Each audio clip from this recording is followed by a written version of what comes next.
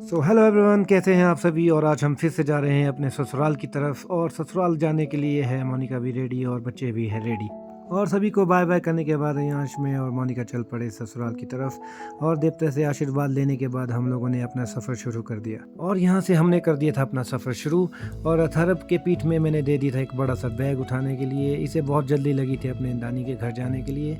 और ये रास्ते में मैं, यांश और अथर्व थोड़ी सी बातें करते हुए, थोड़ा सा वीडियो ब्लॉग के लिए बनाते हुए हम लोगों ने कर दिया था अपना सफ़र शुरू। और इस मंदिर से थोड़े ही दूरी पे है हमारा पुराना मंदिर। ये है नरसिंह देवता का मंदिर। तो हम लोग पहुंच चुके थे यहाँ पे। तो हमने यहाँ पे माथा टेका और हम आगे की तरफ चल दिए।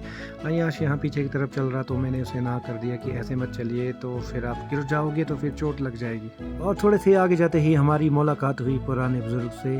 ये है बड़ी अम्मा, बेचारे बहुत ही बूढ़े हो चुके हैं मगर अभी भी हट्टे कट्टे हैं। और हम चल दिए थोड़ा सा आगे पहुंच चुके हैं हम हनुमान मंदिर के पास। और यहाँ पे हमें मिले मियाँ जी, ये है हमारे चाचा जी। और इनसे मिलने के बाद हमने आगे का सफ़र शुरू कर दिया। और ठीक थोड़ा सा आगे जाते ही हमारी मुलाकात हुई इस नन्हे बच्चे से। इस नन्हे बच्चे से थोड़ी सी वार्तालाप हमने करते हुए कहा कि आपका नाम क्या है। और इसने बड़े प्यार से हमें अपना नाम बता दिया। मेरा नाम है चिंग पोंग चिंग। नहीं दोस्तों, मैं बस मजाक कर रहा था। इसकी भाषा मुझे समझ नहीं आ रही थी, तो इसलिए मैंने ये सब कहा। ठीक चिंगपोंग से बात करने के बाद हम लोग पहुंच चुके थे अपनी गाड़ी के पास। गाड़ी को अनलॉक करते ही मैंने अथर्व को कहा कि जल्दी से बैग को पीछे डिक्की में डाल दो। और ठीक अथर्व ने वही काम किया। और डिक्की में बैग डालते ही मैंने अथर्व ने से कहा कि आप जल्दी से डिक्की को बंद कर दो। और डिक्की को बंद करते ही हम लोग आगे की तरफ चल दिए। और डिक्की को बंद करते ही हम लोग आगे बैठ चुके थे। और हमने आपस में थोड़ी सी बातलाप की और हमने आगे का सफ़र शुरू कर दिया था। और सफ़र को शुरू करते ही रास्ते में हमें मिले भाभी जी। ये है अजय भैया की वाइफ, यानी कि मेरी भाभी जी। ये है लाहौल से। और आज बहुत ही ज़्यादा जाम लगा हुआ था। और इस जाम के चलते रास्ते में हमें मिले मेरे बड़े भाई। इनका नाम है श्री छपे राम नेगी जी। और इन्हें देखते ही यांश ने इनके साथ वार्तालाप करना शुरू कर दिया। और आपस में वार्तालाप करने के बाद हम लोगों ने फिर से आगे का सफ़र शुरू कर दिया। और आगे के सफ़र में हमें ज्वाइन करने के लिए आगे 1 2 नहीं 3 और पैसेंजर। और ये है हमारा आखिरी पैसेंजर, ये है मेरा छोटा भाई दीक्षित सोनू। और फिर थोड़ा सा आगे जाकर हमने गाड़ी की सभी टायरों में हवा भरी और आगे का सफ़र शुरू कर दिया। और आगे का सफ़र शुरू करते करते हमें लगी थी थोड़ी सी प्यास, तो हमने आगे जाकर गाड़ी रोक दी जी बॉडी के पास। और बॉडी के पास गाड़ी रोकते ही मैंने दीक्षित को भेज दिया था पानी लाने के लिए। और यहाँ हो चुका था बोर दीक्षित का इंतज़ार करते हुए। और आखिरकार दीक्षित पानी लेकर आ ही गया।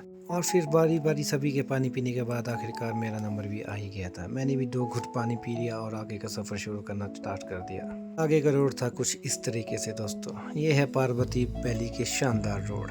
और इन उबड़ खाबड़ रास्तों को पार करते हम लोग पहुंच चुके थे अंजुम ट्रेडर मॉल में। और यहाँ पे आपको हर स्कूल की किताबें, बच्चों की ड्रेसेस वगैरह सब कुछ यहाँ पे एक ही जगह पे मिलेगा। हमने भी बच्चों के लिए स्वेटर, पैंट और बहुत सी आइटमें ली। और यहाँ पे नीचे आते ही हमने जैसे ही बच्चों के लिए सामान लेना शुरू कर दिया, बच्चों ने आपस में फाइट करना शुरू कर दिए। एक कहता है मुझे ये ज्योमेट्री चाहिए और दूसरा कहता है कि मुझे ये ज्योमेट्री चाहिए। तो हमने दोनों को अलग अलग रंग की ज्योमेट्री दी। और ठीक इसके बाद हम लोग पहुँच चुके थे भुंतर सम्राट स्वीट्स में। हमने भी ससुराल के लिए यहाँ से रसगुल्ले इत्यादि पैक किए। और यहाँ से मिठाई लेने के बाद हमने आगे का सफ़र शुरू कर दिया। और रास्ते में कुछ इस तरीके से मौसम चमचमाया हुआ था। और इस सुहाने मौसम का लुत्फ़ उठाते उठाते हम लोग ससुराल के नज़दीक पहुँच चुके थे। और यहाँ हम देख रहे हैं कि मेरा साला हमारा इंतज़ार कर रहा है।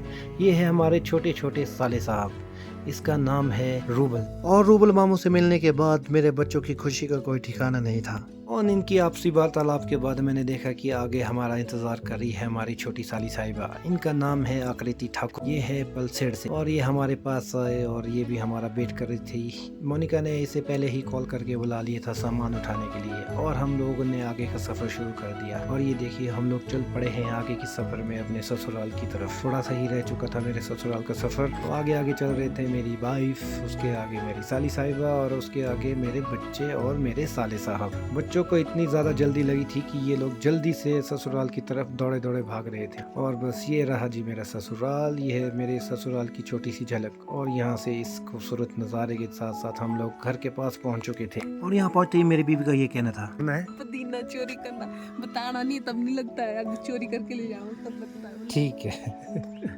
और इसके बाद हम लोग पहुंच चुके थे घर के आंगन में, और घर के आंगन में ही हमें ये छोटा सा प्यारा सा पप्पी मिल गया, और इस प्यारे से पप्पी के साथ खेलने का मुझे भी बहुत मज़ा आया। और इस प्यारे से पप्पी के साथ थोड़ी सी खेल कूद के बाद मैं, मेरी साली और मेरी वाइफ घर के अंदर पहुंच चुके थे। और घर के अंदर पहुंचते ही मैं आगे चल पड़ा, और पीछे मेरी साली भी मेरे पीछे पीछे आ रही थी, और हंसी मजाक के साथ साथ हम लोग पहुंच चुके थे टॉप फ्लोर पे।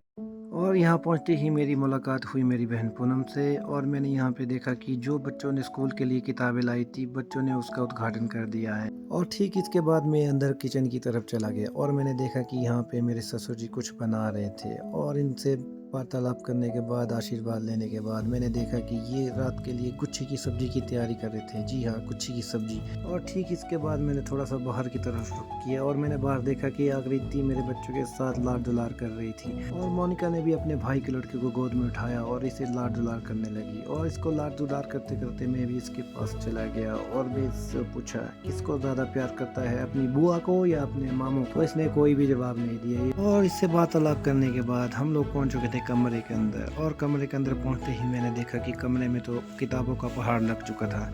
ये किताबें मैं लेके आया था बच्चों के लिए, इसमें लगानी थी कवर, और सभी को इस कवर लगाने की ड्यूटी में व्यस्त कर दिया गया था। और मम्मी जी ने सोचा कि यहाँ पे किसने कैमरा रखा हुआ, और उन्हें पता लगा कि मैं ब्लॉगिंग के लिए यहाँ पे कैमरा लगा के बैठा हूँ। और मैंने देखा कि थोड़ी देर में बच्चों ने नशात करना शुरू कर दी था, और इन सभी को कंट्रोल करने के लिए साली साहब ने अपने हाथों में बिच्छू बूटी ले ली थी, और सभी को बिच्छू बूटी लगाना शुरू कर दिया था। और इसने मुझे भी लगाने की कोशिश की, और मैं बाल बाल बच गया।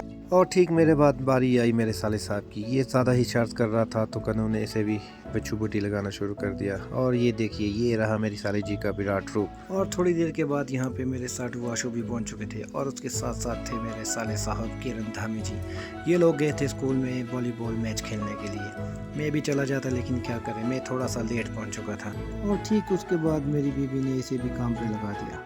और दूसरी तरफ मेरे साडू आशु के ऊपर बच्चों ने अटैक कर दिया। ये लोग बारी बारी से इसके कंधे के ऊपर चढ़ने लगे, और साथ में मेरी साली साहबा फ़ोटो खींचने के लिए अपना मोबाइल निकाल रही थी। और ये अयांश भी पीछे से आया और इनके ऊपर चढ़ने लग गया। और ये दोस्तों मैं अगले कल की सुबह उठ गया, और मेरे बगल में था मेरे साडू और मेरी साली का रूम। मैंने यहाँ जाके देखा कि ये दोनों तो अभी भी अपनी शादी के फ़ोटोज़ और वीडियोज़ को सिलेक्ट कर रहे थे। और इसके साथ साथ यहाँ बाहर कुछ इस तरीके का मौसम था। बारिश लग चुकी थी और मौसम बहुत सुहाना हो चुका था। आज हम लोग लगाने जा रहे थे एप्पल के पेड़ में पॉलिनेशन, लेकिन मौसम ख़राब होने के चलते हम लोग पॉलिनेशन नहीं कर पाए, क्योंकि बरसात बहुत ज़्यादा तेज़ हो चुकी थी। और मैंने देखा कि मेरे छोटे साले साहब खीरे का इंतज़ाम कर रहे थे खाना खाने के लिए। और ठीक इसके बाद मैं चला गया तंदूर वाले रूम के अंदर। यहाँ पे सभी बैठे हुए थे, मेरा साला भी और उसका लड़का भी। और कुछ देर बाद मैंने देखा कि मेरी बीबी और मेरी साली साहिबा किसी चीज़ की तैयारियों में लगी हुई है, और मैंने गौर से देखा कि यहाँ पे कुछ खास बन रहा था, और ये थे मोमोज़ की तैयारी, वेज मोमोज़। और घर में मोमोज बनते देख मुझे बाहर जाके कुछ खाने की इच्छा हुई, और मैं, मेरा साडू और साले साहब खाने के लिए बाहर चले गए KFC। और सुहाना सा था मौसम, और हम लोग पहुंच चुके थे KFC के स्टेशन पर। और ये रहा KFC। और KFC पहुंचने के बाद मैंने हंसी मजाक में साले साहब से कहा कि चलिए आज आप KFC में खिलाइए कुछ। और इन सभी बातों के बाद मैं, आशु और साले साहब चल दिए अंदर की तरफ। और अंदर जाते ही हमने देखा कि यहाँ पर तो बहुत ही ज़्यादा भीड़ लगी हुई थी। आज संडे था, लेकिन इसके बावजूद भी यहाँ पे इतनी सारी भीड़ लगी हुई थी, मैंने एक्सपेक्ट नहीं किया हुआ था। और इसी बीच हम लोगों ने खाने का ऑर्डर कर लिया था, और इसी बीच मैंने देखा कि साले साहब हमें बुला रहे हैं, और हम लोग इसके पीछे पीछे चल दिए। इन्हें बहुत ज़ोर से लघु शंका आई हुई थी, और ठीक लघु शंका करने के बाद हम लोग वापिस आ रहे थे। और मैंने नोटिस किया कि यहाँ पे एक बहुत बड़ा शीशा भी लगा हुआ है। और ठीक इसके बाद हम लोगों ने अपना ऑर्डर जो किया था उसको लेकर हम लोग अपनी गाड़ी की तरफ चल दिए। और इसके बाद हम लोग गाड़ी में बैठ चुके थे, और हमने ठंडे और बर्गर का आनंद लिया। और ये देखिए साले साहब ने तो बर्गर खोलना भी शुरू कर दिया था। और ठीक इसके बाद मैंने भी इसका एक बाइट लिया, और यकीन मानिए ये बहुत ही ज़्यादा डिलीशियस था, और इन दोनों ने भी इसका बहुत आनंद लिया। और ठीक पेट पूजा के बाद हम लोग चल दिए घर की तरफ, और ये था घर का रास्ता, और यहाँ पे पैराग्लाइडिंग चल रही थी। और ये सब देखने के बाद थोड़ी देर में हम घर पहुँच चुके थे, और मैंने छत से देखा कि टाइगर दोनों आपस में खेल रहे थे। और ठीक इसके बाद हम लोग जो KFC से खाने के लिए लेके आए थे, तो हमने सभी को इकट्ठा किया, और हम लोगों ने कहा कि आइए सब मिलके इसे खाते हैं। और ये रही वो आइटम, ये है पूरी नॉन वेज आइटम जो हम लेके आए थे। और यहाँ पे देखिए सभी यहाँ पे खाने के लिए तैयार हैं। और यहाँ हमने देखा कि अयांश और अथर्व तो यहाँ पे शुरू हो चुके हैं, और हनी भी।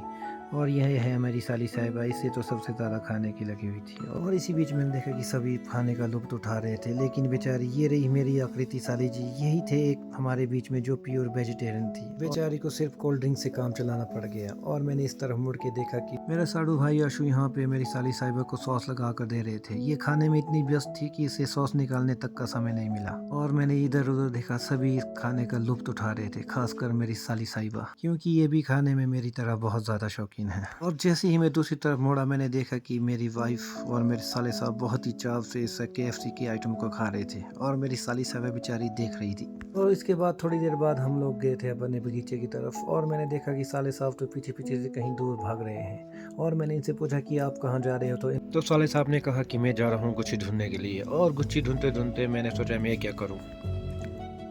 और इसी बीच मैंने बनाया था एरोप्लेन, जो देख रहा था मैं कहाँ तक उड़ता है। और मैंने इसे जैसे ही उड़ाया और ये देखा मैंने उड़ाते ही ये यहीं पर ही लैंड हो गया। और ठीक इसके बाद रात्रि हो चुकी थी और हम लोग डिनर की तैयारी कर रहे थे। और डिनर में आज बना था सिड्डू, इसके साथ थी देसी घी एंड चटनी, और साथ में हम लोग दूध भी पी रहे थे। और इसके साथ साथ हम लेके आए थे टमाटो केचप सॉस, और साथ में था एक बड़ा दूध का गिलास। अगले कल हमें जल्दी जाना था तो हम टाइम से सो गए। और अगले कल हम जैसे ही सुबह उठे तो हम घर के लिए तैयारी कर रहे थे और ये छोटा सा टाइगर हम हमें छोड़ने के लिए आ रहा था। और इसके साथ साथ हमने देखा कि बड़ा टाइगर भी यहाँ पे पहुँच चुका था।